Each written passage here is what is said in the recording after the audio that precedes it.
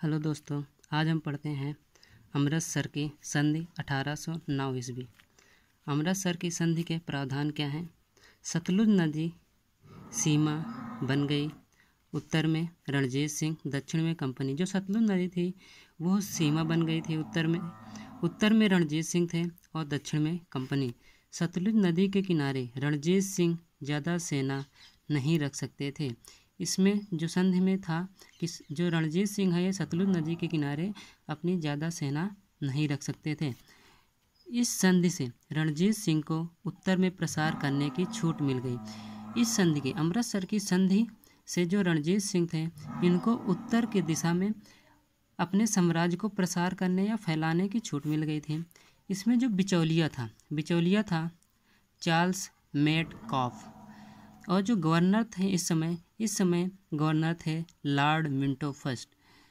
अमृतसर की संधि के समय जो गवर्नर जनरल थे वो थे लॉर्ड मिंटो फर्स्ट और जो बिचौलिए थे चार्ल्स मेटकॉफ।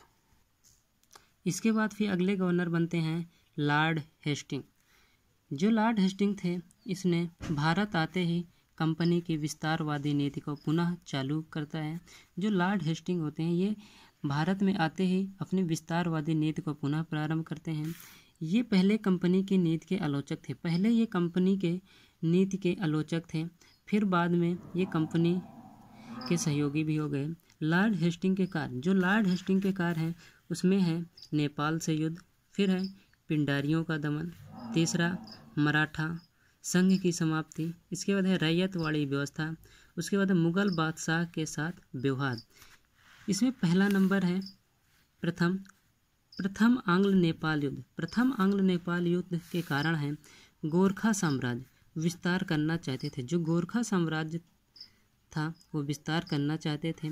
जब ये उत्तर की तरफ चले, जब गोरखा साम्राज्य उत्तर की ओर चलते हैं तो चीन से इनका सामना हुआ, लेकिन इन्होंने चीन से सामना हुआ लेकिन हार गए। तो फिर इन्होंने दक्षिण की तरफ जिधर कंपनी थी उधर बढ़ने लगे और शिवराज जिला बटवाल जिला को लेकर युद्ध प्रारंभ होता है। शिवराज जिला और बटवाल जिला को लेकर गोरखा और कंपनी के बीच युद्ध प्रारंभ होता है, लेकिन जल्दी ही दोनों पक्ष समझौते को तैयार हो गए। जो दोनों पक्ष थे ये समझौते को तैयार हो जाते हैं और फिर सुगौली की संधि होती है। सुगौली की संधि वर्ष 1816 ईस्वी में होती है। सुगौली की संधि से इस संधि के साथ युद्ध बंद घोषित कर दिया गया। जो सुगौली की संधि, इस संधि के बाद युद्ध को बंद घोषित कर दिया गया। कंपनी को अल्मोड़ा, रानीखेत, मसूरी और नैनीताल मिला। जो कंपनी थी उसको अल्मोड़ा, रानीखेत, मसूरी और नैनीताल का क्षेत्र मिला। जो गोरखे अब कंपनी की सेना में सेवा देंगे। जो गोरखे थे अब यह कंपनी की जो सेना थी उसमें सेवा देंगे।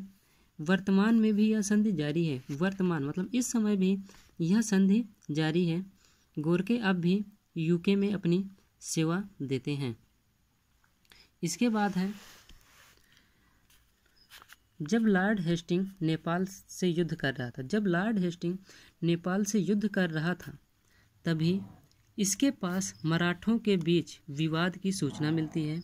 जब लॉर्ड हेस्टिंग नेपाल से या नेपालियों से युद्ध कर रहा था तो मराठों के बीच विवाद की सूचना मिलती है। जो सूचना देने वाला है वह है गायकवाड़, कंपनी के संरक्षण में है। जो सूचना देता है वह है गायकवाड़, यह कंपनी के संरक्षण में है। अतः मराठों से संघर्ष की स्थिति बन रही है। जो मराठे हैं इनसे संघर्ष करने की स्थिति बन रही है, लेकिन मराठों से संघर्ष से पहले कंपनी को पिंडारियों से निपटना होगा। जो मराठे हैं इनसे युद्ध करने से पहले कंपनी को पिंडारियों से निपटना पड़ेगा। इसके बाद है पिंडारियों का दमन। कौन है पिंडारी? एक प्रकार की शराब है, इसे पीने वाला पिंडारी कहलाता है। पिंडारी कौन है? यह एक प्रकार की शराब है, इसे पीने वाला पिंडारी कहलाता है। ये लोग मराठों की सेना में अवैतनिक सैनिक के रूप में थे। इन्हें वेतन नहीं दी जाती थी, इनको सिर्फ इन्हें लूट का हिस्सा मिलता था। ये जो पिंडारी थे इन्हें सिर्फ लूट का हिस्सा मिलता था। मराठा सेना ने इन्हें बाजीराव प्रथम ने भर्ती किया था। जो मराठा सेना में इन्हें बाजीराव प्रथम ने भर्ती किया था। इनका धर्म और संख्या कितनी है? इन हिंदू और मुस्लिम दोनों धर्म के हैं। इनकी संख्या बहुत ज़्यादा बढ़ गई थी। कारण था सहायक संधि, बर्बाद कृषि और व्यापार ठप।